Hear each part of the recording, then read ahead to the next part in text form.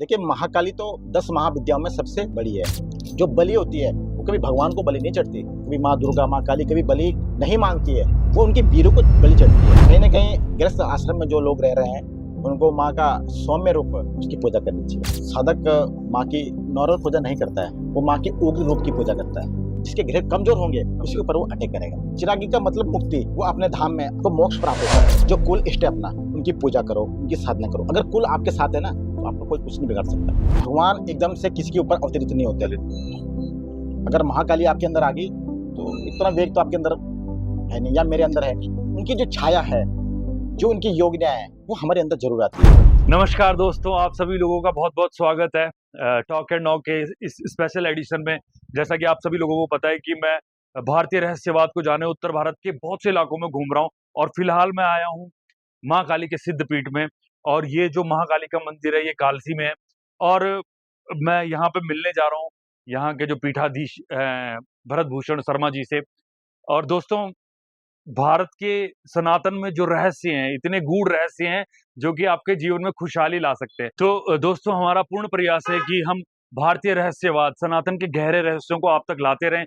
और हमें प्रेरणा मिलती है जब आप हमें सब्सक्राइब करते हो, जब हमें आप इतना सारा प्यार देते हो। तो मैं आपसे वादा करता हूँ कि जैसे ही हमारे 1 लाख सब्सक्राइबर पूरे होंगे, मैं लेके चलूंगा आपको जो हिमालय क्षेत्र है, हिमाचल और उत्तराखंड का, वहाँ के सनातन और वहाँ के देवताओं और वहाँ की परंपराओं में जो सनातन के गूढ़ रहस्य छिपे हैं, जिनसे हम अपने जीवन में खुशहाली लाएं। आपका जीवन खुशहाल हो, हमारा जीवन खुशहाल हो। हमें सब्सक्राइब कीजिए, इससे हमें प्रेरणा मिलती है। क्योंकि ऐसी जगहों पर जाना आसान नहीं होता है, पूरी टीम को जाना होता है, लेकिन ये देवताओं की खींच है, ये आपका प्रेम है जो हमें ऐसी जगहों पर लेके जा रहा है। प्लीज हमें सब्सक्राइब कीजिए और देखिए हमारे चैनल को। मेरे साथ हैं यहाँ के पीठाधीश्वर आचार्य भरत भूषण शर्मा जी। तो भरत जी, आपने हमें समय दिया, बहुत बहुत धन्यवाद आपका। और हमारे इस पॉडकास्ट पे बहुत बहुत स्वागत है जी। पंडित जी, जैसा कि मैंने यहाँ पे देखा, जो लोगों से सुना, मैं लोगों की यहाँ पे मनोकामनाएं पूर्ण हो रही हैं। बहुत सी समस्याएं लेके आपके पास लोग आते हैं, चाहे वो तांत्रिक समस्या हो, किया कराया हो, या फिर किसी भी तरीके का दोष हो, वो दूर हो रहा है। ये सिद्धपीठ काफी पुराना है महाकाली का, तो इसका क्या इतिहास रहा है, ये कब से यहाँ पे है? देखो, माँ का जो स्वरूप है वो महाकाली का है। माँ अपने स्वरूप में जो यहाँ बैठी हुई है वो सिद्ध पीठ के रूप में बैठी हुई है। माँ का जो स्थान है वो बहुत सिद्ध है। कहते हैं कि पांडव अज्ञातवास के समय यहाँ पर रहे थे। कुछ समय उन्होंने यहाँ पर व्यतीत किया था। पांडव ने अज्ञातवास राजा विराट के यहाँ व्यतीत किया था। तो मंदिर के बगल की जो पहाड़ियां हैं वो बैराट खाई के नाम से प्रसिद्ध है, जिसको कि बैराट गढ़ बैराट भी कहते हैं। गढ़ बैराट जिसे कहते हैं। उस टाइम पे बैराट राजा का जी क्षेत्र हुआ करता जो था। ये क्षेत्र था, हमारा पूरा जो क्षेत्र था, ये गढ़ बैराट के नाम से प्रसिद्ध था और उन्हीं का ये पूरा क्षेत्र था। इसीलिए इस जगह का नाम बैराट खाई। यहाँ पे सामने मैं अपने दर्शकों को भी बता दूं कि यहाँ पे एक ऊंची पहाड़ी जिसका नाम बैराट खाई है, और बैराट खाई के पास में ही ये मंदिर है। लगभग इस फुट हिल में अगर आप आते हो, बैराट खाई के फुट हिल में, तो यहाँ पे जब पांडव लोग आए थे अपने अज्ञातवास के दौरान, तो उन्होंने यहाँ पे माता का मूर्ति का स्थापना की थी। जी जी जी। तो ये पांडव कालीन है, ये महाभारत कालीन। तो राजा विराट जब यहाँ रहते थे तो पांडव ने अज्ञातवास राजा विराट के यहाँ बिताया। तो वो इस क्षेत्र में उन्होंने भ्रमण करा, तो कुछ समय उन्होंने यहाँ पर भी व्यतीत किया। जो ये स्थान माँ का आप देख रहे हैं, उस समय उन्होंने यहाँ पे माँ की उपासना करी। किससे? कौरव से अपनी जीत के लिए, माँ की उन्होंने उपासना करी। वो भी बहुत बड़े महाकाली के साधक थे, सुना होगा आपने। तो उन्होंने यहाँ पे माँ के स्थान में तपस्या करी, पूजा करी, माँ की अर्चना करी। तो ये स्थान उसी समय जागृत हो गया। अब जैसे जैसे समय बीतता गया, अब प्रलय आई, ये बहुत सारी चीजें जो हुई, तो उससे इस स्थान एक दब गया। अभी फिलहाल आप कब से यहाँ पे हो, मतलब आपके पूर्वज? तो हमारे जो पूज्य, जो हमारे दादा श्री थे, तो उनको सपने में दर्शन दिए, माँ ने सपने में दर्शन दिए। वो माँ के बहुत बड़े साधक थे। तो माँ ने उनको दर्शन दिए कि तुम यहाँ आके मेरी पूजा अर्चना करो और तुम मेरे को निकालो, जो मैं अंदर हूँ मेरे को निकालो। तो वो आए, झाड़ियों, यहाँ पर झाड़ियाँ थी, मिट्टी के ढेरे थे, तो उन्होंने साफ करके देखा माँ को, तो माँ को उन्होंने निकाला। तो तभी से उन्होंने माँ को स्थापित करा और तभी से उन्हें माता की पूजा अर्चना करी। उसके बाद हमारे पिताजी पूज्य पंडित श्री चंद्रमणि शर्मा, उन्होंने यहाँ पर साफ सफाई करी। ये पूरा एक ढंगार टाइप का था, ये देख रहे होंगे पूरा ढंगार था। तो उन्होंने, हमारी माताजी कहती कि हमने जमुना ये अमलाओं के पत्थर सिर में ढो ढो के हमने पुस्तक का निर्माण कराया। उसमें पानी नहीं था, पानी के लिए हमारी माताजी हमें बोलती है कि हम पानी के लिए बहुत दूर जाते थे, एक बंटा सिर में ला के तब यहाँ पे रखते थे। तो उसमें कुछ मूलभूत सुविधा थी नहीं, बिल्कुल पुरताई से जो भी उनको धन प्राप्त होता था, उन्होंने अपनी पुरताई से फिर मंदिर का निर्माण कराया। जैसे आज ये पुस्तक लगाया, आज कमरे का निर्माण करा, आज रसोई का निर्माण करा। इस तरह से अपनी अपनी मेहनत से, क्योंकि उस समय तो बहुत कम लोग आते थे, तो धीरे धीरे धीरे उन्होंने, हमारी माताजी और हमारे पिताजी ने धीरे धीरे करके उन्हें निर्माण करा। अब हमारे पिताजी भी बहुत साधक थे, वो भूत प्रेत ये मशान वगैरह इन चीज़ों का उपचार करते थे। तो अब जैसे जैसे लोग आते गए, अब लोगों को फायदा हुआ, उन्होंने माँ की पूजा करी, यहाँ पर माँ की अर्चना करी, उससे माँ तो जागृत थी। तो उन्होंने जैसे जैसे लोगों का उपचार करा, लोगों की भीड़ बढ़ने लगी, लोग आते रहे। और अब माँ, जो भी कोई यहाँ पर आ जाता, एक बार यहाँ पे देखो एनर्जी एनर्जी यहाँ पे इतनी दरबार में आज देख रहे होंगे आप, बिल्कुल एनर्जी का जो पावर है वो बहुत ऊंचा है। जैसा कि आप माँ की गद्दी को संभालते हो और बहुत से लोग आपके पास समस्याएं लेके भी आते हैं, आप उनकी समस्याओं का भी कहीं ना कहीं हल करते हो महाकाली की कृपा से। तो आपको ये सिद्धि या फिर ये जो आपको माँ की प्रेरणा मिलती है, ये कब प्राप्त हुई? हमारे पिताजी ने जैसे जैसे समय बीतता गया, उन्होंने यहाँ पर माँ की पूजा अर्चना करी और अपनी पंचायत से जो भी प्राप्त धन था उनको लगा के यहाँ पर निर्माण कराया। तो उनकी मृत्यु 1999 में हो गई। मैं मात्र 13 साल का, उसमें बहुत बालक पढ़ने वाला, मैं मात्र 7वीं कक्षा में पढ़ता था, उसमें कुछ पता भी नहीं था। तो एकदम से हमें तो पूरा, हमारी तो दुनिया ही उजड़ गई। और माँ की कृपा ऐसी रही, माँ ने, अब कहीं ना कहीं माँ का कनेक्शन तो रहा ही होगा। तो माँ ने अपने चरणों में, अपने 13 साल की उम्र में मेरा अभिषेक हुआ, गद्दी मैंने 13 साल की उम्र में मैंने माँ की जो गद्दी है तो वो संभाली। और माँ ने कहीं ना कहीं, माँ ने अपने स्वरूप में दर्शन देके, माँ ने कहीं ना कहीं जो भी साधना है, जो भी सिद्धियाँ हैं उनके बारे में बताया, तो तभी से हमने ग्रहण करी।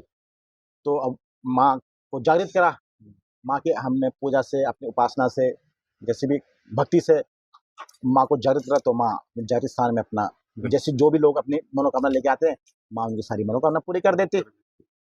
कोई भी अपने कोई बच्चे की मनोकामना लेके आ रही है, उनको पुत्री प्राप्त हो जाती। कोई अपनी नौकरी की कामना लेके आते हैं, उनको अपनी नौकरी मिल जाती है।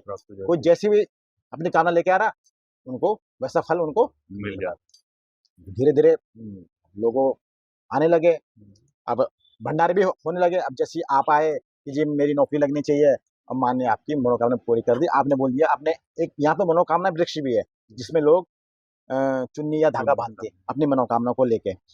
तो आपने बोला, आपने धागा बांध दिया कि मैं ये भंडारा करवाऊंगा, तो आपकी मनोकामना पूरी हो गई, आप भंडारा किया आपने। वैसे लोगों की मनोकामना पूरी है, भंडारा। आज देखो शनिवार इतवार को तो आज रोज भंडारे है ही है। तो वो क्यों, कौन इतना वो करेगा, वो क्यों कर रहे, क्योंकि उनकी मनोकामना पूरी हो रही, उनका भाव है, उनकी माँ के प्रति क्या नाम श्रद्धा है, तो वो अपना, और माँ की ऊर्जा और माँ की शक्ति तो यहाँ पे सिद्धपीठ है ही, माँ का सिद्धपीठ है ही। बिल्कुल। और कहीं ना कहीं जनमानस के अंदर एक आज बहुत ही सवाल है कि माँ काली आखिर कौन है जी। क्योंकि माँ काली के बारे में बहुत सी कहानियां प्रचलित है, कई लोग उनसे डरते हैं, कई लोग उनसे ऊर्जा प्राप्त करना चाहते हैं, सिद्धियां प्राप्त करना चाहते हैं। तो एक सवाल जहन में निकल के आता है कि माँ काली आखिर कौन है? देखिए, महाकाली तो 10 महाविद्याओं में सबसे बड़ी है। 10 महाविद्या है ना, तो उसमें सबसे बड़ी महाकाली है। देखो 10 महाविद्या, काली, तारिणी, षोडशी, भुवनेश्वरी, छिन्नमस्तिका, बगलामुखी, आप नाम सुना होगा। तो इस तरह की 10 महाविद्याएं जो तंत्र की देवियां हैं। ये 10 तंत्र की देवियां, तंत्र मंत्र यंत्र की देवियां हैं। तो कोई भी अगर तंत्र साधना कर रहा है तो वो इन्हीं 10 विद्याओं से कहीं ना कहीं किसी एक से भी जुड़ा हो सकता है। जी बिल्कुल। और माँ की जो सबसे बड़ी महाकाली है, महाकाली अगर अंत है तो आरंभ भी है, अगर सृजन है तो माँ करुणा भी है, ममता भी है। देखो, आम जनमानस में लोगों को ये डर है कि हम महाकाली की पूजा कर रहे हैं तो कि माँ का तेज स्वरूप है, माँ की वो है, तो ऐसा कुछ नहीं है। ये तो कोई बोलने वाली बातें है, भ्रमित वाली बातें हैं ये। माँ तो एक ममता रूपी माँ है। जैसा जिसकी भाव होती है, जैसा जिसका क्या नाम भाव रहता है, वो वैसे अगर अपने भाव से माँ की पूजा करता है, तो माँ उनको मनोवांछित फल प्राप्त करवाती है। अब देखो गृहस्थ आश्रम में हम अपने घर में मूर्ति रखते हैं, तो मूर्ति माता की देखो रुद्र रूप का हमें कभी घर में गृहस्थ जीवन में कभी पूजन नहीं करना चाहिए। माँ का सौम्य रूप अपने घर में पूजन करना चाहिए। तो किस तरीके की मूर्ति एक जो गृहस्थ जीवन जी रहा है, किस तरीके की मूर्ति वो रख सकता है और किस तरीके से वो साधना कर सकता है ताकि वो उग्र रूप उस पे ना आए, क्योंकि उसे वो एक सामान्य जन जी रहा है देखो उसके लिए। महाकाली अपने आप में एक बहुत बड़ी शक्ति है। माँ तंत्र की देवी भी है, मंत्र की देवी भी, जितने भी मंत्र तंत्र चलते हैं वो महाकाली से चलते हैं। तो घर में महाकाली का रौद्र रूप, जिसमें आपने देखा होगा जीभ माँ की जी, बाहर निकली हुई, वो माँ का रौद्र रूप है। बिल्कुल। उसको तो भगवान शंकर भी नहीं सहन कर पाए, उनको भी लेटना पड़ा। तो ऐसा रूप अब उसकी हम पूजा अर्चना करेंगे, हम शक्ति को अर्जित करेंगे, तो क्या तेज बढ़ता है, गृहस्थ जीवन में तेज बढ़ता है। तेज बढ़ने से थोड़ा उसका फिर कुप्रभाव कि भी उसका उसे दिखता है। पचाना मुश्किल हो जाता है एक जी, जी। सामान्य हाँ, व्यक्ति के लिए कहीं न तो कहीं। कहीं न कहीं गृहस्थ आश्रम में जो लोग रह रहे हैं, उनको माँ का सौम्य रूप, जिसमें गुड़हल के फूल में माँ का स्वरूप रहता है, उसकी पूजा करनी चाहिए। और नंबर 2 बात, शेरा वाली, जैसे शेर पे सवार जो माता होती है, शेर का मुँह खुला हुआ नहीं चाहिए, शेर का मुँह बंद चाहिए। आचार्य जी ने मैं अपने दर्शकों को भी बता दूं कि अगर आप लोग गृहस्थ जीवन में जी रहे हैं, तो जैसा कि आचार्य जी ने बताया कि आप उग्र रूप की उपासना ना करें। वो मूर्ति अपने घर में ना रखें जिसमें माता की जीभ बाहर निकली हुई है, क्योंकि वो एक उग्र रूप है। कहीं न कहीं वो गुड़हल के साथ जो माँ जिसमें का स्वरूप सौम्य है। रूप है और वो एक ममता की देवी है, उसको घर में पूजें। और साथ के साथ खुला मुँह वाला शेर, जिसमें शेर का मुँह खुला हो, वो मूर्ति भी आप घरों में ना रखें। जी, जी, बिल्कुल ऐसा है ना। देखिए ये एक ऊर्जा है, एक ऊर्जा है, शक्ति है। बिल्कुल, जैसे कि आप ज़्यादा घी खा लोगे, ज़्यादा घी तो खा कहीं न कहीं वो पचा नहीं पाओगे, पचा नहीं पाओ। उसको डाइजेस्ट नहीं कर पाओगे। तो घी तो अपने आप में एक है ना, बिल्कुल, तो उसको अपनी ऐसी शक्ति का है, ऊर्जा ही है। ऊर्जा ऊर्जा है। कहीं न कहीं देखो थोड़ी मात्रा में हमने ले लिया घी, तो हम पचा लेंगे, पचा पर अगर हम ज़्यादा मात्रा में लिए हम पचा नहीं पाते। हाँ, ऐसी ये ऊर्जा है, ठीक है। जो हम जो भी गृहस्थ जीवन में जो रहते हैं, तो उनको माँ की नियम में रह के माँ की पूजा करनी चाहिए। कुछ ऐसी विद्या जो कि मतलब एक गृहस्थ जीवन में माँ काली की कोई उपासना करना चाहता है, वो क्या मंत्र उच्चारण कर सकता है? किस तरीके से वो जी, देखो पूजा अर्चना कर सकता है? कली काल में, इस कलयुग में माँ की पूजा बहुत सरल है। माँ काली की पूजा बहुत सरल है। माँ जल्दी माँ अपने भक्तों से प्रसन्न हो जाती है और रुष्ट भी माँ जल्दी हो जाती है। सबसे बड़ा है भाव। वाह! हम कितने भी धूप जला लें, दीप कर लें, कुछ कर लें, अगर भाव नहीं है, तो वो सब बेकार है। सबसे मुख्य है भाव। अगर जैसा हमारे अंदर भाव है, जैसा हमारे अंदर भाव है, हाँ, तो माँ वैसा हमको फल देती है।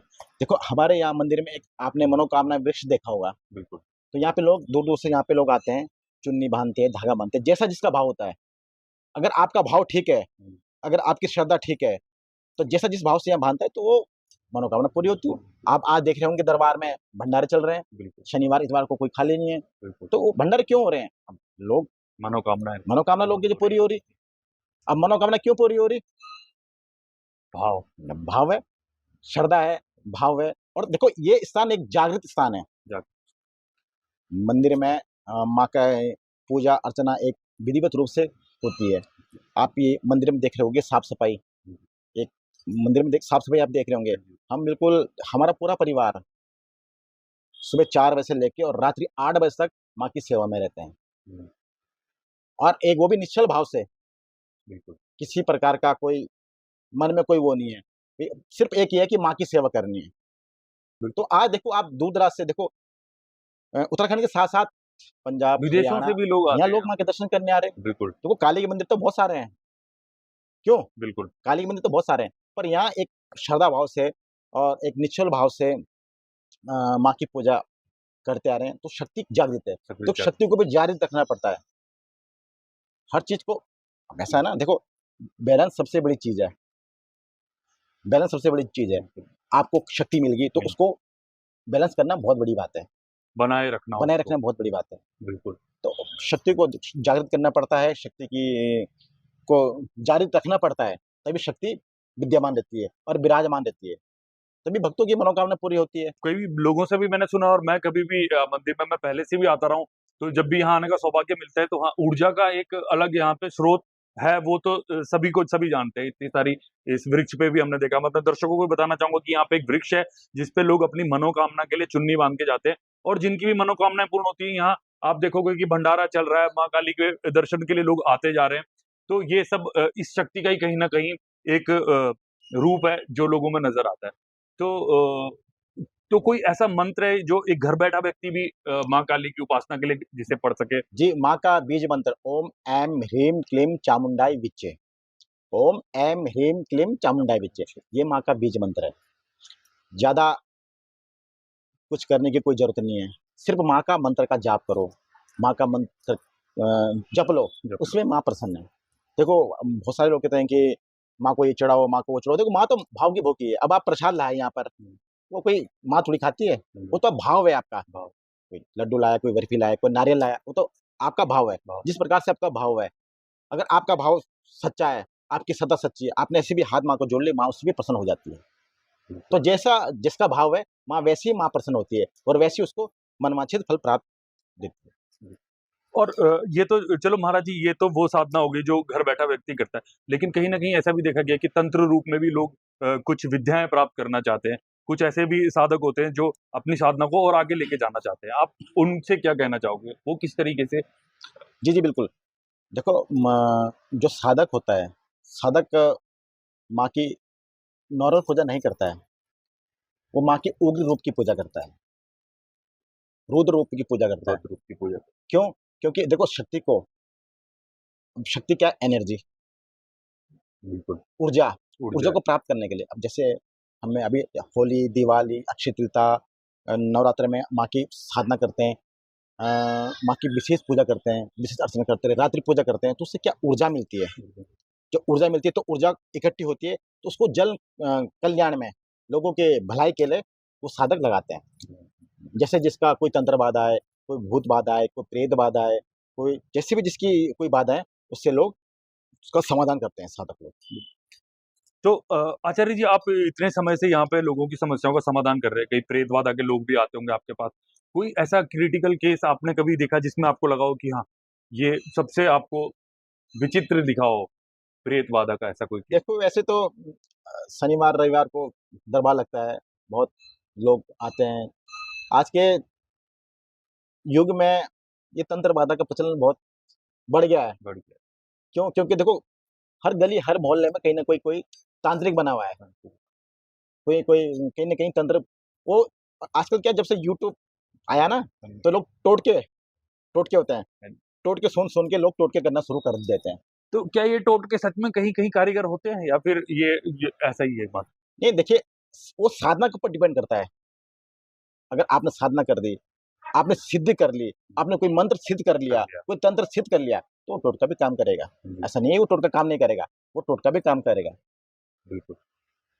तो आपके पास कोई ऐसा केस आया हो कि जिसमें आपको लगा हो कि कुछ अलग किस्म के, किस तरीके के? जी बहुत प्रेत बाधाओं से नजर, हाई टोक, और कोई जिन हो गया, कोई मसान हो गया, किसी के बच्चे नहीं होते। हाँ, तो ये बहुत सारी समस्या लेके लोग आते हैं। तो जिन और मसान किस तरीके से, मतलब प्रत्यक्ष रूप से आ जी सकते जी हैं किसी भी व्यक्ति के अंदर? जी, जिन बिल्कुल आ सकता है। जिन कहीं माँ के दरबार में कहीं ठीक होके गए, जिन के ऊपर कोई जिन था। क्या होता है किसी व्यक्ति की मृत्यु हो गई, किसी कोई मुस्लिम है, कोई भी है, किसी व्यक्ति की, या कोई हिंदू है, किसी की मृत्यु हो गई और उसका संस्कार नहीं हो पाया। संस्कार। जैसे कोई एक्सीडेंट में मर जाता है, कोई कहीं फांसी लगा दी किसने, कहीं उसका संस्कार नहीं हो पाया, तो क्या वो जिन बन जाता है और हिंदू में मसान बन जाता है। वो जो मुस्लिम में मुस्लिम जिन, होगा वो जिन जिन होगा बनेगा, और हिंदू जो होगा वो मसान। मसान होगा। हाँ, तो कहीं न कहीं क्या होता है अभी हमारे जो ग्रह गोचर होते हैं, अब आप बोलेंगे कि जी मुझे तो कुछ नहीं हुआ, आपको हो गया, हाँ जी। ऐसा क्यों? तो वो किसी के, जिसके ग्रह दशा, जिसके ग्रह गोचर कमजोर होंगे, उसके ऊपर वो अटैक करेगा। राहु केतु जिसके वो होंगे, उसके ऊपर अटैक करेगा। जिसकी ग्रह दशा कमजोर होगी, उसी को क्या होता है, देखो जो कमजोर होता है उसको सब दबाते हैं। सब दबाते हैं। जो बाहुबली है उसको तो कोई छेड़ भी नहीं सकता, बिल्कुल। उससे इंसान डरता है। वैसे ग्रह हैं, जिसका सूर्य तेज है, जिसका मंगल तेज है, जिसका शनि तेज है, उसको, जिसका राहु केतु बुध ये ग्रह वो है, तो उस पे वो ज्यादा प्रभावित करते हैं उसको। करते हैं। तो मसान भी कई प्रकार का है, जल मसान, भूत मसान, प्रेत मसान, पीलिया मसान, डाकती मसान। मसान भी कई प्रकार का है। मच्छिया मसान। हाँ, तो मसान भी कई प्रकार का है और जिन भी कई प्रकार के हैं। कोई छोटा जिन है, कोई बड़ा जिन है, कोई सैयद है, तो कई प्रकार के जिन भी कई प्रकार के हैं। देखो अभी पिछले बार दरबार में कोई जिन से पीड़ित कोई महिला आई थी, तो अब जैसे दरबार में आया तो जिन, जैसे हमने उसको झाड़ा बड़ा करा तो जिन प्रकट हो गया। अब जिन से आमने सामने बात हो गई। अब जिन ने तो पूरा अपना चिट्ठा बता दिया कि जे मैं वहाँ का हूँ, मैं वो हूँ, मैं ऐसे लगा, मतलब पूरा उसने अपना बता दिया कि मैं ऐसे लगा। अब उस महिला को पता भी नहीं, उसके माँ बाप भी हक्के बक्के रह गए। तो कहीं किसी कहीं जा रही होगी कहीं अपने सहेलियों के साथ, तो वहाँ से वो जिन, कहीं मकबरा था कि क्या था, वहाँ से वो जिन उसके ऊपर लग गया। हाँ। तो उसने बोला कि मेरा एक्सीडेंट में मैं मरा था, पर मुझे एक कफन भी, मुझे कफन भी नसीब नहीं हुआ, मुझे ऐसे करके फेंक दिया। तो मैं वो वहाँ वो जिन बन गया। जिन बन तो वो उसके ऊपर लगा था। तो आचार्य जी, जब मतलब वो महिला यहाँ पे आई जिस पे जिन लगा हुआ था, तो उसके बाद आपने उसके साथ क्या प्रक्रिया करी ऐसी कि उस जिन का क्या हुआ उसके बाद? उसके बाद जब उसने अपना पूरा वृतांत बता दिया, तो यहाँ से जो भी हम तंत्र मंत्र के से जो माँ की शक्ति, जो साधना सिद्धियाँ जो प्राप्त है, उसके हिसाब से जो भी हमने उसको दिया, उससे वो महिला ठीक होगी। अब महिला ठीक होगी, जब घर गई तो अब उसकी शादी थी उसकी। अब उसके बाद वो उस समय तो जिन चला गया, जिन चला गया। वो पूर्ण तरह से नहीं गया वो। उसके बाद वो जब शादी थी फिर खड़ा हो गया वो कि मैं इसकी शादी नहीं होने दूंगा। फिर वो यहाँ पर आए दरबार में। अब उनने बोला कि गुरुजी ये तो जिन फिर खड़ा हो गया। फिर उसको जो भी झाड़ा वाड़ा, देखो एक चीज का एक प्रोसेस रहता है, जैसे इन चीजों का एक प्रोसेस रहता है। अब जैसे किसी को टीबी है तो 9 महीने का कोर्स करना पड़ता है, 6 महीने का कोर्स करना पड़ता है, 3 महीने का कोर्स करना पड़ता है। क्यों? अब आपको बुखार हो गया तो आपको 14 दिन की दवाई खानी पड़ेगी, डेंगू की 14 दिन का कोर्स करना पड़ेगा। ऐसे इनका भी एक कोर्स होता है। एकदम ये नहीं, देखो एक बात ध्यान रखिएगा कि पॉजिटिविटी से ज्यादा नेगेटिविटी प्रभावी होती है। अगर पॉजिटिविटी है तो नेगेटिविटी भी उतनी ही बराबर का लेवल रखती है। हाँ, शादी होने के बाद वो अब जैसे फिर खड़ा हो गया कि अब मैं इसके बच्चे नहीं होने दूंगा। मैंने कहा तू भी जिन है, मैंने कहा मैं भी माँ का साधक हूँ, हो जाए आमने सामने। उनने बोला कि आप हटो, आप हट जाओ, कि आप मत करो इसका इलाज। इनका जब ये माँ के दरबार में जब आ गई तो मेरा फर्ज बनता है इसका इलाज करना। तो उसने बोला कि मैं आपको देख लूंगा। मैंने कहा मैं भी तुझे देख लूंगा। अब उसके बाद क्या होता है कि अब माँ की कृपा से देखो फिर वो आए, मैंने उनको यहाँ से कुछ करके दिया तो उनका गर्भ हो गया, गर्भ रुक गया। अब वो जिन फिर छठे महीने फिर आ गया कि मैं तो बच्चा होने ही नहीं दूंगा।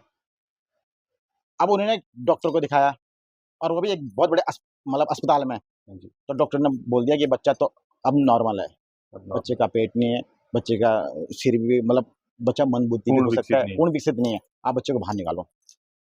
अब उन्होंने बोला कि गुरुजी ऐसे करके बात होगी। अब हमें, मुझे तो पता था, मैंने कहा आप कुछ मत करना। मैंने कहा माँ की कृपा से बच्चा बिल्कुल ठीक होगा 7वें महीने में। और वो लेडी खुद भी डॉक्टर, लेडी वो खुद भी डॉक्टर है। अब उन्हें 7 महीने फिर बोला उन्हें कि तो उसका तो बच्चे का पेट ही नहीं है।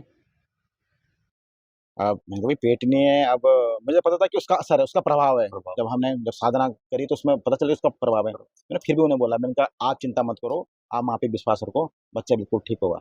9 महीना हो गया, जब होने को हुआ तो डॉक्टर बोले कि भाई तुम गलत कर रहे हो। उन्हें कहा कि कोई नहीं, हम गलत कर रहे, कोई बात नहीं। हाँ, हमें माँ के ऊपर विश्वास है। जो 9वां महीना हो गया तो फिर उन्हें अल्ट्रासाउंड, जैसे अल्ट्रासाउंड तो हर महीना करवाते हैं, तो 9वें महीने उन्हें फिर बोला डॉक्टर ने कि भाई बच्चा अब नॉर्मल है, बच्चे का पूर्ण तरह से विकसित नहीं है बच्चा। उन्होंने बोला कि कोई बात नहीं, कुछ हमें माँ के ऊपर विश्वास है। अब बच्चा हो भी गया और बच्चा बिल्कुल स्वस्थ 4 किलो का बच्चा स्वस्थ बिल्कुल 4 किलो का बच्चा बालक उत्पन्न हुआ। कृपा है माँ की ऐसी कृपा है। मतलब देखो डॉक्टर भी चमत्कार मान गए। उसके बाद फिर वो जिन की जो प्रक्रिया जो रहती है, जो इसकी चिरागी होती है, उसके बाद तब हमने उसकी चिरागी करी तो वो जिन को मोक्ष प्रदान। चिरागी एक तो वो भी जिनका एक चिराग जैसे फिल्मों में दिखाते हैं। जी बिल्कुल, वो ऐसे ही एक प्रोसेस रहता है। अच्छा। एक चिरागी टाइप, मतलब उसकी चिरागी करनी पड़ती है, उसको जलाना पड़ता है, मंत्रों से, तंत्रों से उसको जलाना पड़ता है, तब जाके वो अपने धाम में जाता है। तो वो क्या चिरागी के बाद मतलब वो एक तरीके से जिन पूर्ण रूप से खत्म हो जाएगा, पूर्ण रूप से खत्म हो एक जाता है। तरीके की मुक्ति हो जाएगी मुक्ति, उसकी। उसकी मुक्ति हो जाती है। उसका क्या कहने का, चिरागी का मतलब मुक्ति। मुक्ति, वो अपने धाम में अपने उसको मोक्ष प्राप्त होता है। मोक्ष प्राप्त हो हाँ, जाएगा। जैसे हम करते हैं ना, हम जैसे इसमें हम पितृ पूजा करते हैं। पितृ पूजा करते हाँ, तो ऐसी इनका एक चिरागी होती है, एक प्रोसेस रहता है एक ना, उससे फिर उनको मोक्ष प्राप्त हो जाता है।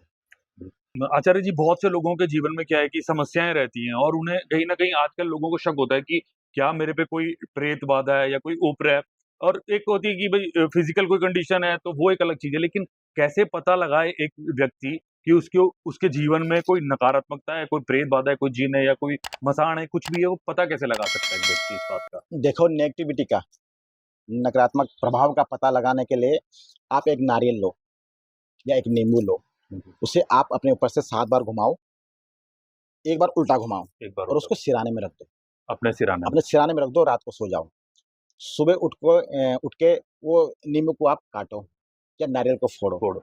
अगर नींबू आपको अंदर से, अगर आपके अंदर नेगेटिविटी है, नकारात्मकता है आपके अंदर, तो वो नींबू का रंग बदल जाएगा, रंग बदल। वो पीला हो जाएगा। और जो नारियल है वो भी आपको पीला हो जाएगा। नारियल पूरा सड़ जाएगा, नारियल होता है ना, अंदर से। अंदर से सड़ टाइप का हो जाएगा, तो इसका मतलब आपके अंदर नेगेटिविटी है।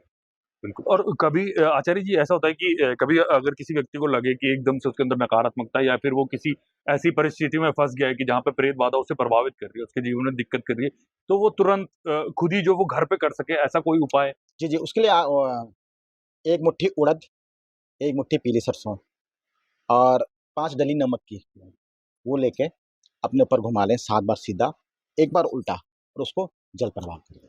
या कहीं जल प्रवाह ठीक रहेगा, जल प्रवाह उसको कर दें। तो बेहतरीन। उससे क्या है, जैसे बोलते हैं ना फर्स्ट एड, फर्स्ट एड। हाँ, जो उसका नेगेटिविटी का जो असर है वो समाप्त हो जाएगा। और बाकी आप दरबार में तो लोग बाकी आते दरबार में लोग तो आते ही हैं। हैं। बिल्कुल। कोई नज़र से पीड़ित है, नज़र क्या होती है, देखो नज़र नज़र कभी अपनी भी लग जाती है। कोई खाना खा रहा है, उसने 8 रोटी खा लिया, अपने डरे तो इतना खा लिया, तो अपनी नज़र भी लग सकती है। लग सकती है। अभी माँ जो होती है, माँ की नज़र भी बच्चे को लग जाती है। हाँ जी। तो कहीं न कहीं देखो, हमारे अंदर अगर पॉजिटिविटी है, तो नेगेटिविटी भी है। है।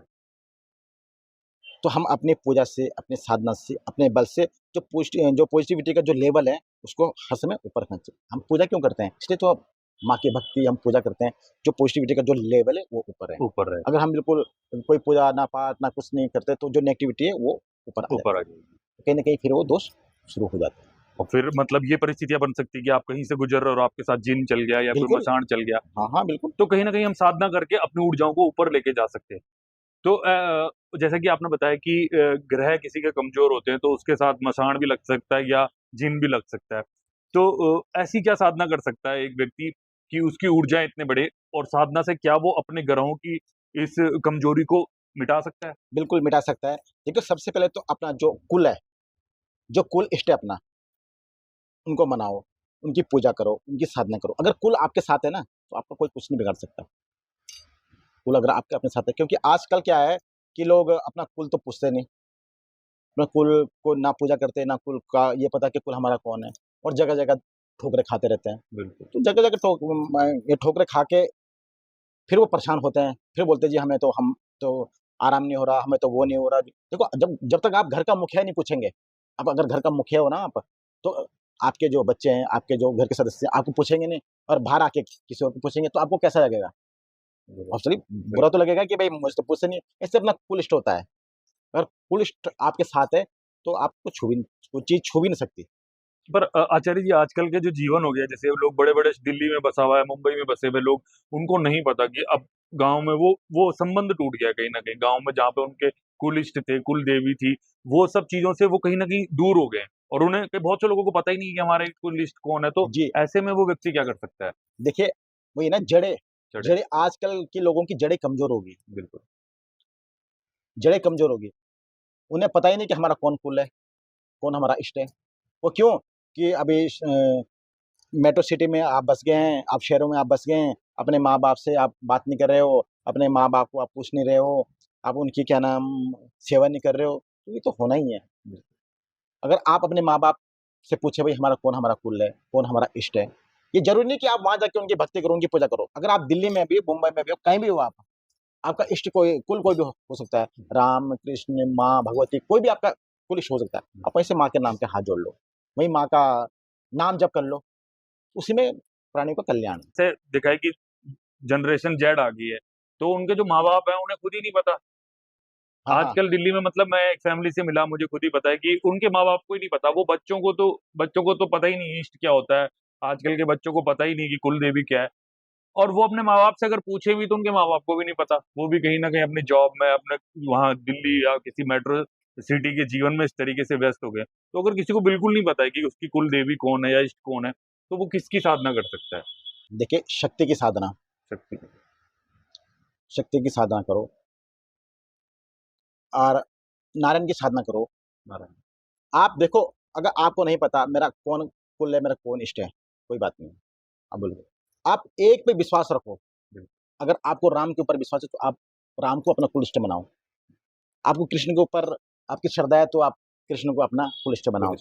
आपको शक्ति के ऊपर आपकी श्रद्धा है तो आप अपने शक्ति को आप अपने बनाओ, वही आपका कुल इष्ट आपका वो हो जाएगा। बस आपकी श्रद्धा और आपका विश्वास पूर्ण होना चाहिए। हाँ, वो बशर्ते होता है ही है। बिल्कुल। देखो देखो, मैंने कहा ना, भाव भाव। भाव होना चाहिए, सबसे बड़ा भाव है। अगर भाव नहीं है तो फिर कुछ नहीं है। और आचार्य जी, बहुत से लोग अब क्या है कि कुछ तंत्र उपासनाएं करना चाहते हैं। हालांकि वो सामान्य जीवन में भी है, लेकिन वो एक सामान्य जीवन में भी एक योगी की तरह जीते हैं, और वो तंत्र की साधना कहीं ना कहीं उपासक है, वो साधना करना चाहते हैं माँ काली की। और मैंने कहीं देखा है कि वो जैसे शमशान में कुछ लोग साधना कर रहे हैं। जैसे अघोरी लोग होते हैं, वो उसमें नरमुंड में खाना खाते हैं, नरमुंड की माला। तो ये किस तरीके की उपासनाएं होती हैं? देखो, एक उपासनाएं भी बहुत कई प्रकार की होती है। एक होती है भगवत प्राप्ति। भगवत प्राप्ति। भगवत प्राप्ति एक होता है। देखो, इन चीजों से भगवत प्राप्ति नहीं है। जो अघोरी हम साधना कर रहे हैं, जो हम ऐसी साधना कर रहे हैं, उग्र साधना हम कर रहे हैं, इससे ये साधना है ऊर्जा के लिए, कहीं ना कहीं ऊर्जा के लिए। तो उससे क्या है, हम ऐसे साधना करते हैं तो हमें ऊर्जा प्राप्त होती है, हमें ऊर्जा प्राप्त होती है, हमें शक्ति प्राप्त होती है। शक्ति प्राप्त।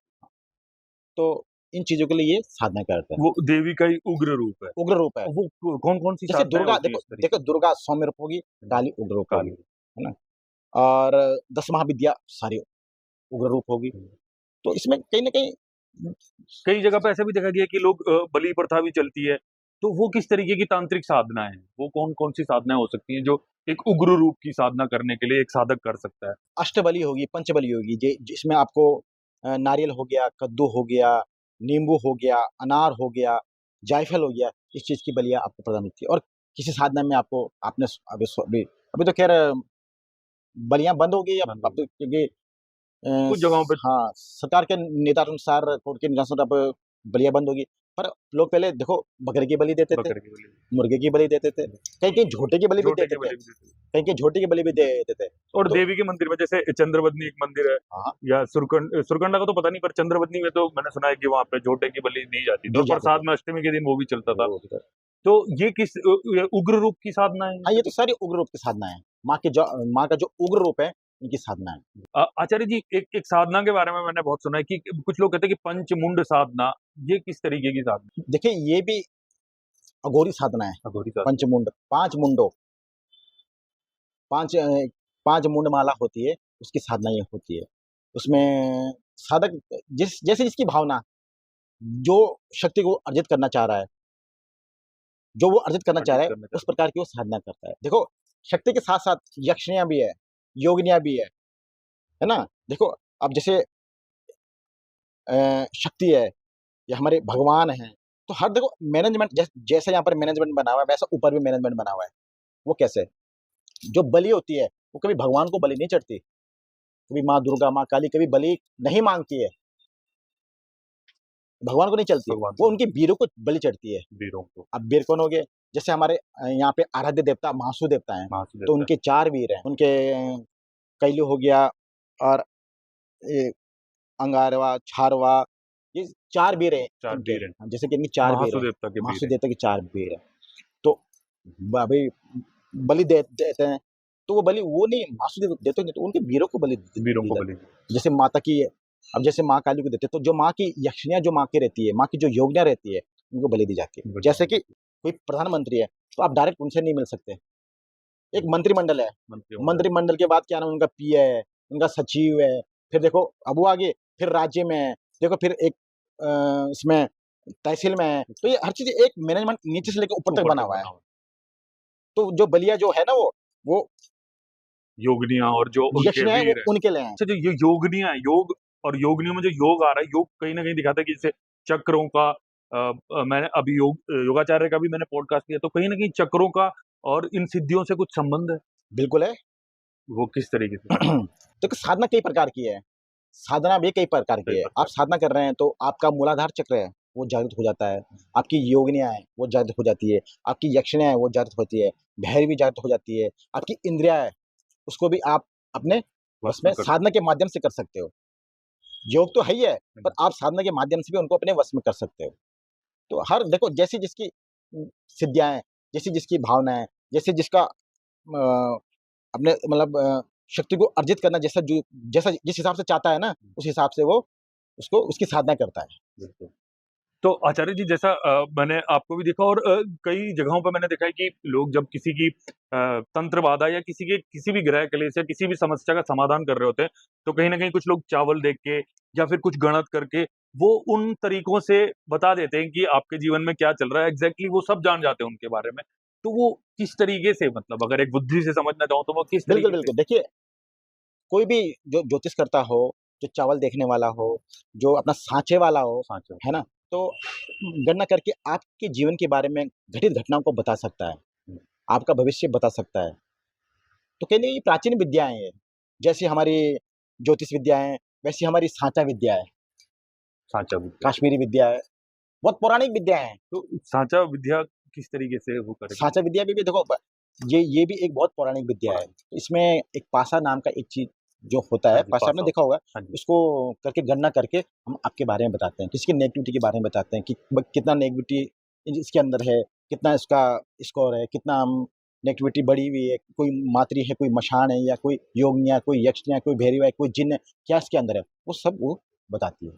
तो वो अभिमंत्रित होते हैं कहीं न वो कहीं अभी वो। मंत्र देखो कहीं न कहीं देखो किताब तो आप भी पढ़ सकते हो, हाँ जी। अभी तंत्र सागर आप ले आओ, तंत्र साधना आप ले आओ, आप पढ़ लो, तो एक अभिमंत्रित और एक सिद्धि एक प्राप्त होती है, तभी जाके वो काम करते हैं। एक्टिव तभी चीज़ होती है, हर चीज़ एक चीज़ को एक्टिव करनी पड़ती है ना। देखो आपने बल्ब लाया, हाँ जी। बल्ब तो आपने लिया, जब तक आप उसमें होल्डर में लगाओगे नहीं, तो जलेगा कैसे? जी, बल्ब ऐसे थोड़ी जलेगा वो। करंट चाहिए हाँ, उसको। उसके लिए करंट चाहिए। तो एक करंट का मतलब आपको सिद्धि चाहिए, सिद्धि चाहिए। आपको साधना चाहिए, हाँ, तभी जाके वो जलेगा, एक्टिव तभी होगा। जाके वो एक्टिव होगा। तो आचार्य जी, जब मतलब जो उस पासों में जो नंबर आते हैं वो कहीं न कहीं सामने बैठे व्यक्ति के व्यक्तित्व को दर्शा देते हैं। बिल्कुल, उसका जीवन कैसा चल रहा है वो बिल्कुल, नंबर बता देते हैं। बिल्कुल, वो उस गणना करके उसके बारे में हम सटीक जानकारी बता देते हैं। और जो चावल देखते हैं वो किस तरीके से? वो भी एक अपने आप में एक विद्या है। जैसे हम भी चावल देखते हैं, वो भी अपने आप में एक विद्या है, वो भी एक सिद्धि है। सिद्धि करके चावल देखते हैं, तो चावल में जो भी हमारे अंदर प्रेरणा मिलती है। जो भी हमारे अंदर एनर्जी है और हमारे यहाँ से जो हमारे अंदर सिद्धियाँ हैं, वो बता दे देती है। इस इलाके में बहुत से लोगों को देखा है कि माली होते हैं, जी, जी, देवमाली। देवता के माली होते हैं। जी, जी। तो वो किस तरीके से कार्य करते हैं? देखिए माली लोग भी देखो मेरा मानना तो ये है कि भगवान एकदम से किसी के ऊपर अवतरित नहीं होते। अगर महाकाली आपके अंदर आ गई, तो इतना वेग तो आपके अंदर है नहीं या मेरे अंदर है नहीं, तो इंसान का शरीर फट जाएगा। उनकी जो छाया है, जो उनकी योग्यता है, वो हमारे अंदर ज़रूर आती है। ज़रा। वो हमारे अंदर ज़रूर आती है और हमारे अंदर ज़रूर आती है और फिर हमें जो भी किसी का कोई समस्या वगैरह है, वो हमें ज़रूर बताती है। जैसा मैं महासू देवता के मंदिर में भी गया था, तो वहाँ पे बहुत सारे जो है माली थे। जी, जी। और वो लोगों को कहीं न कहीं बता रहे थे क्या करना है, क्या नहीं करना। और वो लोग भी उनसे ऐसे बात कर रहे थे जैसे कि देवता से ही बात कर रहे हो, बिल्कुल, डायरेक्ट। बिल्कुल, देखो कि वो श्रद्धा है, बिल्कुल। वो श्रद्धा है, वही कह रहा हूँ ना मैं, वो महाराज की छाया, महासू देवता की या चालदा देवता की, किसी भी देवता की हमारे ऊपर छाया आती है हमारी। देवता अवतरित नहीं होते, वो उनकी छाया छाया। अवतरित होती है, और छाया रूप में वो लोगों की समस्याओं को कहीं न बस कहीं फिर समाधान करते हैं। समाधान करते हैं। तो दर्शकों, मैं आपसे भी यही कहना चाहता हूँ, यही देवभूमि की, यही सनातन की खासियत है कि आज भी कहीं जहाँ जो है लोग लड़ रहे हैं, मार-काट में विश्वास कर रहे हैं, वहाँ यहाँ देवी-देवता छाया रूप में आके लोगों की समस्याओं का समाधान कर रहे हैं, लोगों के विवादों को सुलझा दे रहे हैं। यही हमारे देवभूमि की खासियत है। तो महाराज जी, जैसा कि बहुत से लोग कहते हैं कि उन्होंने काली का साक्षात दर्शन किया है। क्या ये संभव है? देखो, मेरा मानना, मुझे लोगों को तो नहीं पता, पर मेरा मानना, साक्षात दर्शन तो आज कलयुग में किसी को भी नहीं, प्राप्त होते। अगर मैं बोलूँ मैंने माँ के साक्षात दर्शन किए हैं तो ये मेरा भ्रम है, बराबर। ये बिल्कुल। मेरा भ्रम है। हाँ, माँ की कृपा के दर्शन आपको ज़रूर होते हैं, आप माँ की कृपा आपको ज़रूर होती है। माँ कहीं न कहीं आपको इंडिकेट करती है, पर ये साक्षात मैं बोलूँ साक्षात्कार बिल्कुल हो गया। तो आज के ज़माने देखो राजा भगीरथ ने इतने हज़ारों वर्ष तपस्या करी तब जाके उनको माँ गंगा के दर्शन हुए और माँ गंगा तक पहुँचे। और हम तो एक चींटी मात्र है। जैसे विवेकानंद जी के जो गुरु थे वो कहते हैं कि स्वामी रामकृष्ण हाँ, परमहंस जी, रामकृष्ण परमहंस जी, उनको जैसे वो साक्षात्कार होते थे बिल्कुल, महाकाल बिल्कुल। उनको तो देखो उस ज़माने में और आज के ज़माने में बहुत बड़ा फ़र्क है। बिल्कुल। पहले क्या समय था? पहले इंसान 100 साल जीता था। आज 80 पे आ गया, 90 पे आ गया, फिर 80 पे आया, फिर 70 पे, 60 पे आज आप देख रहे होंगे। तो वो ज़माना कुछ और था, आज उस समय अध्यात्म, ये ए, झूठ, छलावा, ये हर चीज़ें ये सब चीज़ दूर थी, पवित्रता थी। आज कलयुग का ऐसा प्रभाव है कि आज जो झूठ बोलेगा, जो जो चोरी करेगा, जो ऐसे दुष्ट काम करेगा, उसे बोलेगा अरे ये तो बहुत बढ़िया आदमी है और जो बेचारा सीधा-साधा भाव का आदमी है, उसे बोलोगे तो पागल हो गया। हाँ, तो कहीं न बिल्कुल। कहीं ये देखो कलयुग का प्रभाव है। प्रभाव। आपने बात करी रामकृष्ण परमहंस की, आप महाकाली का जब आप फ़ोटो देखते होंगे तो उनके आप देखते होंगे ना, उनका फ़ोटो आप ज़रूर देखते होंगे। तो उनको क्या 99 प्रकार की उनको बीमारियाँ थी। 99 99 प्रकार उनको बीमारी थी। उनको जब मृत्यु के जो लास्ट स्टेज में थे, उनको गले का कैंसर हो गया था। तो वो माँ की गोदी में बैठ के वो माँ उनको खाना खिलाती थी। माँ ने उन्हें बोला कि मैं तेरे सारे कष्ट काट दे देती हूँ। पर उन्हें बोला कि नहीं माँ, मुझे अपना जो भी मेरे जो कर्म है वो यहीं मुझे भुगत अपने भुगतने दो। जो जो मैंने पाप किए, जो मैंने कर्म किए, जो भी कुछ किया, जो वो प्रारब्ध मुझे है। हाँ, आप मुझे यहाँ पे मतलब अगले जन्म को मैं अपना दूषित नहीं करूँगा। दूषित नहीं। वो मुझे यहीं पे अपने काम करने दो। तो कहते शक्ति हैं है उन्होंने कि माँ काली पे तलवार चलाई थी, ऐसा ये बात सत्य है? नहीं, नहीं, ये बात तो सत्य नहीं है। और महाराज जी कई ऐसे देखा जगह कि माँ का एक यंत्र लोग लेते हैं, तो वो यंत्र से क्या किस तरीके से उससे प्रभाव पड़ सकता है मनुष्य के? देखो यंत्र, मंत्र, तंत्र ये 3 चीज़ें होती है। यंत्र क्या होता है? आप माँ का यंत्र किसी भी आकृति। आकृति होती है। किसी भी चीज़ में आप माँ की आकृति बनाते हैं या कोई माँ का कोई ताबीज़ बनाते हैं, वो यंत्र हो गया। मंत्र तो आपको पता ही है, मंत्र तो आपको पता ही है, मंत्र साधना, मंत्र तो आपने मंत्र से है ही है। और फिर तंत्र, तंत्र में आ गया हमारा जैसे हम ये भूत, प्रेत, डाकिनी, शाकिनी, मातरी, मशान वगैरह का जो हम इलाज करते हैं, सब तंत्र में आता है। ये सब तंत्र है। तंत्र। हाँ, तो यंत्र स्थापित करने से माँ उसमें स्थापित होती है और आप यंत्र के रूप में माँ की पूजा कर सकते हैं। तो किसी के पास अगर यंत्र है तो उसके कुछ विशेष नियम होते हैं यंत्र के पूजन के? घर पे क्या यंत्र रख सकते हैं हम? जी, बिल्कुल माँ का यंत्र आप घर में रख सकते हैं। और माँ का यंत्र कहाँ से लिया जा सकता है? उसे कौन बना सकता है? क्या आप माँ का यंत्र जी, देते जी, हैं? बिल्कुल, बिल्कुल, अब आप हमसे भी ले सकते हैं, अब तो ज़माना बदल गया है, अब तो बाज़ार में भी आ रहे हैं यंत्र। आप बीसा यंत्र लीजिए, लक्ष्मी यंत्र लीजिए, महाकाली यंत्र लीजिए, माँ बगलामुखी यंत्र लीजिए, आपको बाज़ार में भी ताम्रपत्र में आपको मिल रहा है। पर वो अगर उस आकृति में हल्की सी भी कुछ चूक रह जाए तो हाँ, वो आप पे कुप्रभाव भी डाल सकती बिल्कुल, बिल्कुल डाल सकते वो बहुत सावधानी से आपको लेना चाहिए। है। जी। उसका पहले आप अध्ययन करो, ये क्या फल देता है? इसकी क्या पूजा की क्या विधि है? विधि है। इसकी क्या पूजा की विधि है? आप उसका अध्ययन करो। अब सुनी-सुनी बातों में मत आओ। आप किसी ने बोल दिया जी आप यंत्र लो और आप लेके अपने हनुमान जी का यंत्र लिया, आपने चल दिया, आप मीट खा रहे, अंडा खा रहे, मांस खा रहे, मछली खा रहे, आप यंत्र की पूजा कर रहे हो, तो आपको दुष्प्रभाव करेगा। दुष्प्रभाव करेगा। क्यों? उसका भी बिल्कुल। एक नियम है, हर चीज़ का एक नियम है। तो व्यक्ति का जीवन कैसा है उसके आधार पर उसे यंत्र लेना है। बिल्कुल। तो महाराज जी आप भी यंत्र देते हो इसी जी, तरीके जी, से। बिल्कुल यंत्र देते हैं। तो कोई भी हमारे दर्शक सुन रहे हैं अगर आपको यंत्र लेना है तो इस बात का खास जैसा कि आचार्य जी ने बताया आपको ध्यान रखना चाहिए कि यंत्र अगर आप गलत यंत्र ले रहे हो जो आपके जीवन से मेल नहीं खाता है, जो आपकी दैनिक क्रियाओं से मेल नहीं खाता है, तो वो आपको कुप्रभाव भी दे सकता है। देखो यंत्र एक बहुत बड़ा प्रभाव रखता है। हाँ जी। जैसे कि आप पे कोई नेगेटिविटी है, कोई तंत्र बाधा है, तो उसका भी एक यंत्र होता है। हमने वो यंत्र बना के दिया, आपने उसको गले में धारण करा, आपने बाजू में धारण करा उसको, तो उससे क्या वो चीज़ें मिटती है। व्यक्ति है। आपको यंत्र मैंने बना के दिया मशान का आपको यंत्र बना के दिया, आपने धारण करा।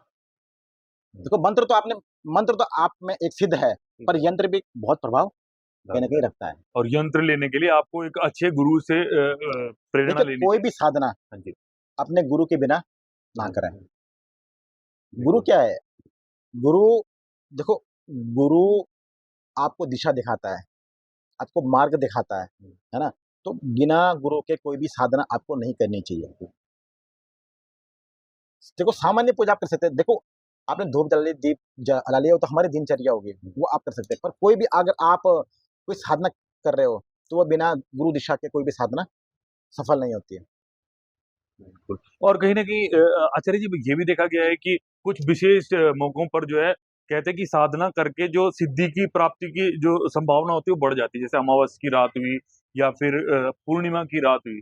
तो इनका क्या महत्व है और कृष्ण पक्ष अपने आप में एक बहुत बड़ा महत्व रखता है तंत्र के क्षेत्र में। क्षेत्र में? जो नेगेटिविटी जो होती है, जो नकारात्मक जो ऊर्जा रहती है, वो कृष्ण पक्ष में अपने आप बढ़ जाती है। उसका जो प्रभाव होता है, वो बढ़ जाता है।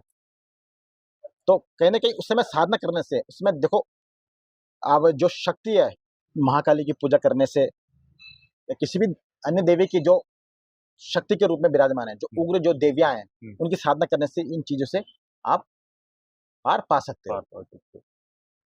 आचार्य जी मैंने ऐसा भी देखा है कि कुछ तांत्रिक लोग होते हैं, वो जिन को या फिर जैसे किसी मशान को कब्जे में कर लेते हैं और फिर उनसे अपना काम करवाते हैं किसी तरीके से। हाँ, तो है क्या बहुत वो स नहीं, ये संभव है। हाँ जी, वो डिपेंड करता है आपकी साधना किस लेवल की है। हाँ जी, समझ गए ना? हाँ जी। वो डिपेंड करता है कि आपने साधना किस लेवल की है। अगर आपकी साधना उच्च कोटि की है, आप एक साधक हो, उच्च कोटि के साधक हो, तो ये संभव है। किसी भी नेगेटिविटी को आप अपने वश में कर सकते हो, आप नेगेटिविटी को हटा सकते हो। तो जैसे आप कभी इतनी इतने सारे लोगों का आप समाधान करते हो समस्याओं को, क्या आप पे वो कुछ प्रभाव डालती है? कभी आपको ऐसा लगा हो कि इनसे कुछ आप पे कोई प्रभाव पड़ता है जो सॉल्व कर प्रभाव तब पड़ता है जब हम अपनी संध्या पूजा अपनी ना करें। अगर आपका नियम है, आप अपने नियम से अपनी पूजा पाठ कर रहे हो, अपने आपका कोई नियम है, उस नियम का फॉलो कर रहे हैं, तो कोई चीज़ें कोई प्रभाव नहीं करती। अब प्रभाव उनके ऊपर करती है जो अभी उनका उतारा-पतारा कर रहे हैं या उनका इलाज कर रहे हैं और अपनी पूजा-पाठ कोई नहीं कर रहे हैं। तो हर चीज़ को बैलेंसिंग रखना एक बहुत बड़ी बात है। बैलेंस बनाना भी बहुत बड़ी बात होती है। बिल्कुल। जहाँ तक और महाराज जी जैसा आप अभी बता रहे थे कि जो जैसे हनुमान जी की पूजा कर रहे हैं तो उन्हें मीट, मच्छी या इस तरीके का कोई भी जैसे कोई शराब तामसिक पीता है, तामसिक चीज़ें तामसिक कुछ भी चीज़ें नहीं लेनी चाहिए। नहीं। लेकिन वहीं मैंने कहीं देखा कि जैसे माँ काली के जो कुछ उपासक होते हैं, वो कहीं न कहीं वो मीट, मच्छी खाते हुए मैंने देखा है। तो क्या ये मना होता है इसमें या फिर देखो, साधक को तो तामसिक चीज़ों से दूर ही रहना चाहिए। दूर ही रहना जो साधक उच्च कोटि का जो साधक हो, वो इन चीज़ों से सब दूर रहेगा। चाहिए? अब लोग, देखो, जैसे जिसकी भावना, देखो, हर क्षेत्र में अलग-अलग मान्यताएँ, परंपराएँ हैं। परंपरा। उन परंपराओं का लोग निर्वहन कर रहे हैं। कहीं बकरे कट रहे हैं, कहीं नहीं कट रहे हैं, कहीं मछली चढ़ रही है। देखो, साउथ में आप चल जाओ, तो वहाँ मछलियों को बहुत मछली पूज्य चढ़ माना जाता बिल्कुल, है ना? उत्तर भारत में आ जाओ, तो यहाँ बकरे को बहुत पूज्य माना जाता है कि बकरे की बलि होती है ना? तो आप किसी भी क्षेत्र में चल जाओ, हर क्षेत्र की अलग-अलग मान्यता और परंपराएँ हैं। तो उस हिसाब से अपना वो करता है। और कुछ लोगों को मैंने देखा है महाराज जी जैसे वो किसी मंदिर में जाते हैं तो उनको झटके आते हैं, वो हिलने लगते हैं। तो वो किस तरीके की समझ या वो प्रेत बाधा हो सकती है या फिर वो देवी का भी रूप हो सकता है? नहीं, झटके 2 प्रकार से आते हैं। एक तो पॉज़िटिविटी, कोई छाया, भगवान की कोई छाया, और एक नेगेटिविटी। अगर नेगेटिविटी है तो वो चीखेगा, चिल्लाएगा, बिल्कुल, तो समझो कि नेगेटिविटी है। और अगर वो शांत रूप में खेल रहा है, शांत रूप में वो कर रहा है, तो समझो कि कोई शक्ति की कोई इसके ऊपर कोई छाया है। अच्छा है। क्योंकि देखो, कहीं भी आप शक्तिपीठ में जा रहे हो, कहीं मंदिर में आप जा रहे हो, तो वो एक अपने आप में एक सिद्ध स्थान है। भगवान का घर है तो सिद्ध स्थान है, सिद्ध शुभ स्थान है। तो नेगेटिविटी वहाँ जाएगी तो वो चीखेगी, चिल्लाएगी, क्योंकि उस पे दबाव पड़ेगा। पॉजिटिविटी का नेगेटिविटी पे जो दबाव पड़ेगा, तो वो चीज़ चिल्लाएगी। और जो माँ की जो छाया या किसी भी देवी-देवता की कोई छाया रहेगी, वो शांत होके अपना वो खेलेगा। तो आचार्य जी हमारे पास जैसे बहुत से लोगों के प्रश्न आते रहते हैं ईमेल के माध्यम से, व्हाट्सएप के माध्यम से।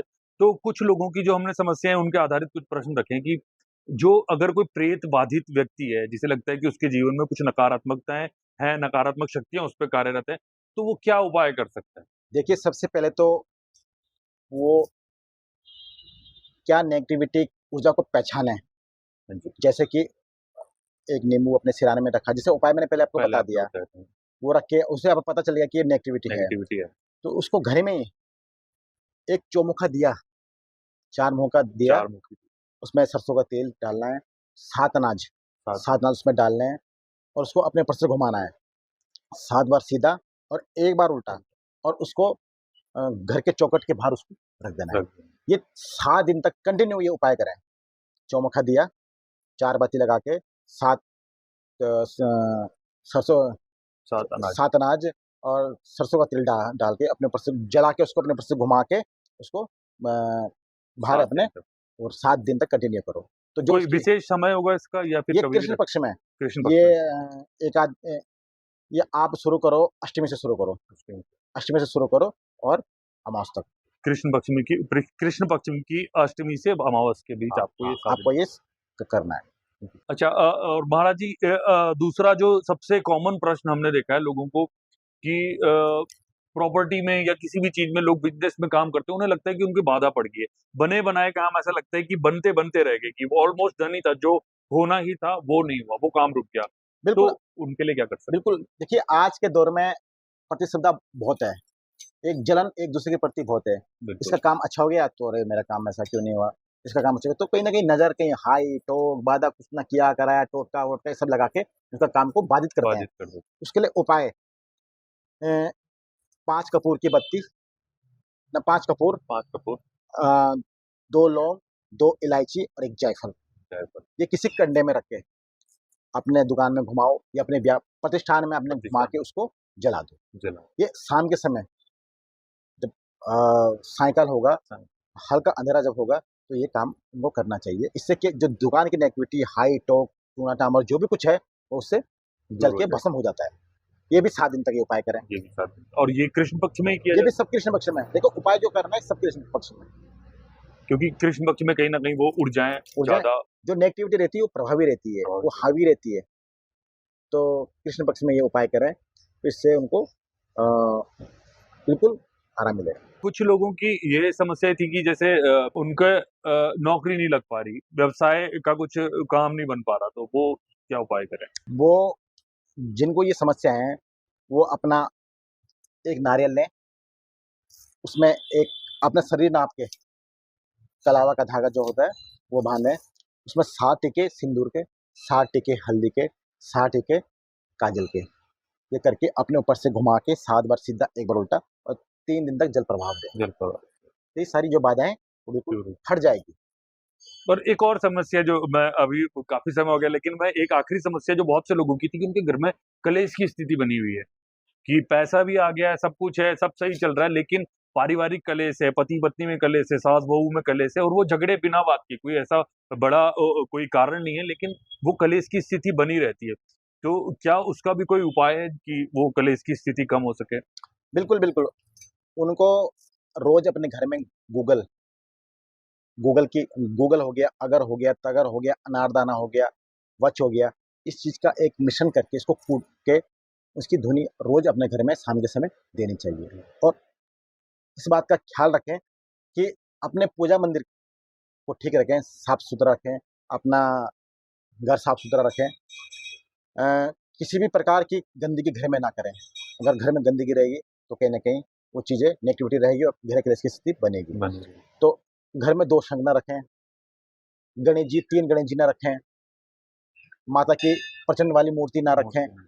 कि हर चीज़ इस सब चीज़ें ये करके और अपने घर में अपने घर में हर रविवार को गौमूत्र का पोंछा ज़रूर लगाएँ। बिल्कुल। पानी में डाल के गौमूत्र डालें, उसका पोंछा ज़रूर लें। मैं अपने दर्शकों से भी यही उम्मीद करूंगा, देखिए हम जो है भारतीय रहस्यवाद सनातन के अंदर जो रहस्य हैं, वो रहस्य आपके जीवन को खुशनुमा बनाने के लिए बहुत सारे रहस्य है, बहुत सारे ऐसे उपाय हैं जो आप करो तो आपके जीवन खुशियों से भर सकता है। तो हम यही चाहते हैं कि आपका जीवन कहीं ना कहीं खुशियों से भरे, और ऐसे ही हम सनातन के गहरे रहस्यों को आप तक लेके आते रहेंगे। महाराज जी, आपने हमें समय दिया, इसके लिए बहुत बहुत धन्यवाद। और अगर आप हमारे दर्शकों से कुछ कहना चाहे तो हमारे दर्शक आपको सुन रहे हैं। देखिए, अपने नित्य नियम से माँ की पूजा या अपने इष्ट या अपने कुल की पूजा कीजिए और कोई भी आप साधना करते हैं, बिना गुरु के नहीं मत कीजिएगा। गुरु धारण की उस साधना को पूर्ण कीजिए और अपने इष्ट के, अपने कुल के प्रति उनको सबसे पहले उनकी पूजा जरूरी है। ज़रूर कीजिए। तो ऐसे ही वीडियोस के लिए, ऐसी इन्फॉर्मेटिव वीडियोस के लिए, सनातन के ऐसे ही गहरे रहस्यों को जान के अपने जीवन को खुशहाल बनाने के लिए हमें देखते रहिए और हमारे चैनल को सब्सक्राइब कीजिए, क्योंकि आपका एक सब्सक्राइब बटन हमें जो है प्रेरणा देता है, ऐसे महापुरुषों से मिलने का मौका देता है। बहुत बहुत धन्यवाद। धन्यवाद महाराज जी जय आपका माता दी। समय देने के। जय माता जी, जय महाकाली।